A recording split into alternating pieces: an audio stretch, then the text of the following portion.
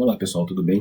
Então, eu continuo meu estudo aqui em Filipenses, ainda no capítulo 1, verso de 1 a 2, e ali eu quero ler novamente: Paulo e Timóteo, servos de Cristo Jesus, a todos os santos em Cristo Jesus, inclusive bispos e diáconos que vivem em Filipos. Graça e paz a vós outros da parte de Deus, nosso Pai, e do Senhor Jesus Cristo. Então nós já vimos Paulo e Timóteo, que escreveram, para quem escreveram, aos servos, aos santos, aos bispos e diáconos, que a gente vai ver mais à frente. E aqui a gente já viu também sobre o termo Senhor Jesus Cristo, nos últimos 3 vídeos, e eu me deparo também hoje então com os santos. Quem são esses santos que estão em Cristo Jesus? Bispos e diáconos que vivem em Filipos. Então ali eu separei santos em Cristo Jesus e destaquei ali no grego também. Como eu disse, eu não sou letrado no grego, a gente arrisca alguma coisa ali, mas me chama a atenção nessa palavra hagios, que é assim que se pronuncia, hagios, aí em Cristo Jesus. Hein? Então a primeira coisa que eu me pergunto quando eu vejo esse texto é: o que significa ser santo? A gente vive numa época em que a sociedade ocidental, pelo menos, a gente vai falar, eu vou falar a nível Brasil, que a gente não sabe como estão os outros países, eu não posso falar sobre isso, mas quando a gente pensa em santo, a gente pensa em alguém totalmente incorruptível, né? Alguém que não comete erro, alguém que vive numa vida monástica, afastado, separado do mundo, e que normalmente a gente vai trazer aí na cabeça a imagem de um padre, de um bispo, talvez até em alguns casos de um pastor, mas e o que quer dizer santo aí segundo a tradição bíblica, né, conforme a palavra de Deus aí que a gente tem abordado nesses últimos tempos. Então é isso que eu quero pensar a respeito nesse dia, que uma vez certo alguém me perguntou assim: na tua igreja tem santo? Aí eu falei assim: tem pelo menos uns 150 santos aí. Nossa, mas tem bastante santo, né? E vocês veneram eles? Como que vocês fazem para vocês usam esses santos para oração? Eu falei: não, então, os 150 que eu tô te falando são santos, são os 150 membros que tem na nossa igreja, que fazem parte do corpo de Cristo. E aí esse irmão ali, ele deu risada e seguimos conversa ali.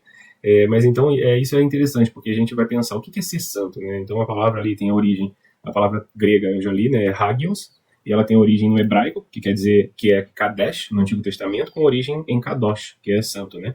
Então santos ele vai aparecer aí pelo menos 216 vezes no Novo Testamento, pelo menos, e mais de 650 vezes em toda a Bíblia. Aproximadamente aí vai bater 783 vezes. Eu não tenho como afirmar isso com certeza, vai depender da tradução, mas normalmente é isso que a gente vê. Então o que é santos? Ali a gente viu a raiz, o que significa ser santo, a raiz da palavra. Então santos, a gente vai ver, conforme Paulo escreve nas outras cartas dele, que santo nada mais é do que um cristão. Por que é um cristão, a gente já vai ver isso. Então, no ponto 2 aqui, da onde vem a palavra santo, a gente já viu aí, santo é alguém que é separado. Santo é alguém que é separado para uma obra especial que Deus separou.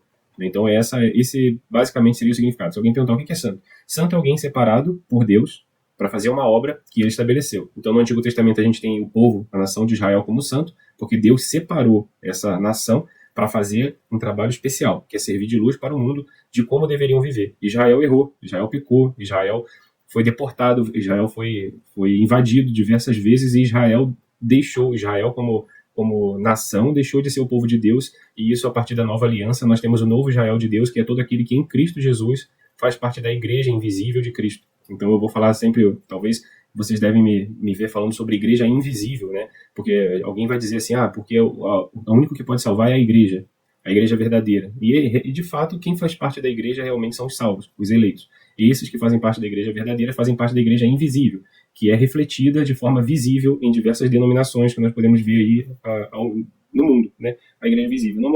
Geralmente, quem faz parte da igreja invisível vai estar numa igreja visível, independente da denominação que está. Às vezes a pessoa tem uma maturidade maior, vai estar numa igreja, numa outra denominação, às vezes o irmão vai estar ainda tomando leite, né, na fé, e vai estar numa outra denominação, mas fazem parte da igreja invisível do Senhor. Então, essas pessoas foram separadas por Deus, como Israel no Antigo Testamento, para servir de luz para as nações. Esse é o propósito da igreja, até que Cristo venha, refletir a glória de Cristo.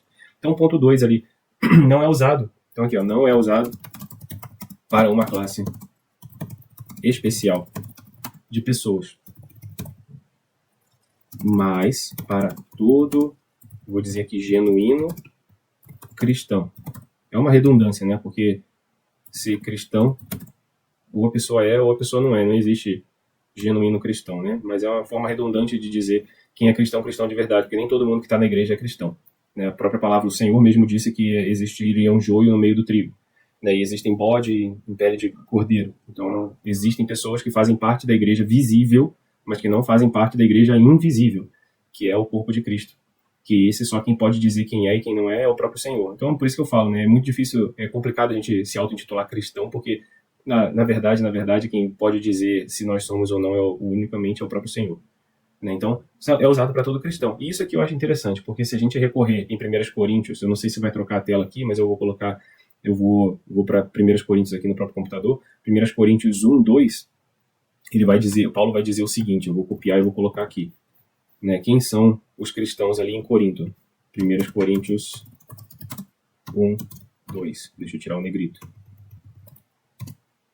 Ele vai dizer o seguinte, quando Paulo escreve aos Coríntios, ele escreve a igreja de Deus que está em Corinto, aos santificados em Cristo Jesus, chamados para ser santos, com todos os que em todo lugar invocam o nome do Senhor Jesus Cristo, Senhor deles e nosso. Então aqui a gente vê que a igreja não está presa em um só lugar, né? Então aqui é a igreja de Corinto, temos a igreja em Éfeso, temos a igreja na Galácia, dentro da igreja, em Corinto mesmo devia ter outras cidades que talvez a igreja se reunisse. Então, a igreja de Deus, que está em Corinto, aos santificados em Cristo Jesus. Então, o que é ser santo? Santo, ninguém é santo por si só. Ninguém pode ser santo por si só. Nós somos santos por causa da obra de Cristo Jesus. E isso chama atenção porque Paulo, em Filipenses, vai escrever exatamente isso. Santos em Cristo Jesus. Nós só somos santos ou santificados em Cristo Jesus. Não pelas nossas próprias forças, não pelos nossos próprios méritos, não pelas nossas penitências. Nós somos santificados pela obra de Cristo Jesus. É Ele que faz a obra em nosso lugar e é por causa dele que nós somos salvos. Né? A graça, a salvação vem mediante a fé, isso não vem de nós, é dom de Deus. Efésios 2, 8 e 9. Então, santificados em Cristo Jesus. E é interessante Paulo chamar os coríntios de santos, chamados para ser santos, porque quem lê 1 Coríntios sabe que pelo menos essa primeira carta, que na verdade é a segunda, porque a primeira se perdeu, sabe que estava tendo vários problemas naquela igreja. Falta de amor, falta de compreensão, estava tendo imoralidade sexual, e o motivo principal que Paulo vai escrever essa carta é isso, que um jovem estava se deitando com a mulher do seu pai, e mesmo assim Paulo chama essa igreja de santo. E aí a gente se pergunta, poxa, será que ser santo é realmente assim, ser aquela pessoa introspectiva, que vai para o monastério, que não conversa com o mundo, que as pessoas olham para ele? Com certeza nós precisamos ser diferentes, eu não estou dizendo que não seja assim. Cristo nos chama a sermos santos, separados do mundo, mas não separados fisicamente. Nós somos chamados para ser separados para refletir a glória de Deus, refletir a glória de Cristo, dar testemunho daquilo que o Senhor fez na nossa vida, na obra que Ele realizou em nossas vidas. Então nós somos santificados em Cristo e nós nos santificamos por causa de Cristo. Então quando eu sei que existe um pecado na minha vida, que é evidente, eu devo abandoná-lo. Quando eu me expresso de forma que eu não deveria, quando eu falo palavras que eu não deveria, quando eu vivo de forma que eu não deveria, eu devo buscar a santificação em Cristo. E isso é um processo diário. Isso é um processo diário. Né? A gente tem uma tradição cristã, eu não quero citar tradições cristãs aqui, não é o meu objetivo, o meu propósito nesses vídeos, mas existe uma tradição que acredita que depois de justificado, você também é santificado, e você não precisa de um processo de santificação. E uma outra tradição vai dizer que a santificação é um processo até o momento da glorificação.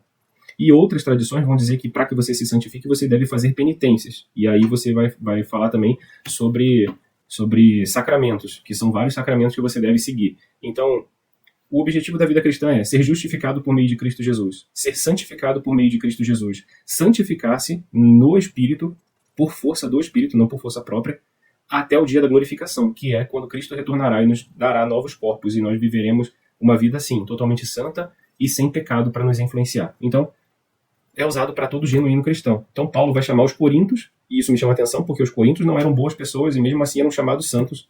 Também nós vamos ver em Romanos, quando Paulo escreve aos Romanos 1, verso 7, ele vai escrever: a todos os santos, a todos os amados de Deus que estais em Roma, chamados para ser de santos. Então todos os cristãos que ouvem a palavra de Deus, eles são chamados para ser santos. Graça, ele deseja sempre a graça, e a gente vai ver isso para frente também, que graça é essa da parte de Deus, nosso Pai, do Senhor Jesus Cristo, chamados para serem santos, aos romanos. Igualmente, ele vai falar em Efésios 1, no capítulo 1, verso 4, Efésios 1, 4, assim como nos escolheu nele, e aí aqui é interessante essa palavra, também quem sabe mais para frente a gente vê, nos escolheu. Quem nos escolheu? Cristo nos escolheu, Deus nos escolheu. Em quem? Nele próprio.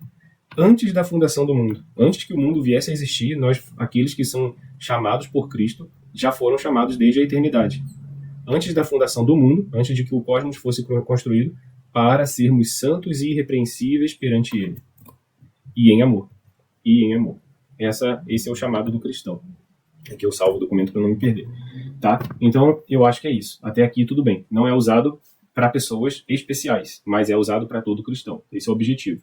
Tá? Então, nas cartas de Paulo a gente vai ver isso em praticamente todas as suas cartas no início, né? Paulo chamando os cristãos, ao invés de chamar cristãos, ele chama de santos. Você nunca vai ver Paulo falando assim, aos cristãos que se reúnem em Corinto, aos crentes que se reúnem em tal lugar, aos católicos que se reúnem em tal lugar. Não, ele chama aos santos em Cristo, ele deixa isso sempre bem claro, que foram chamados para serem santos e irrepreensíveis em Cristo. É por causa de Cristo a nossa santificação.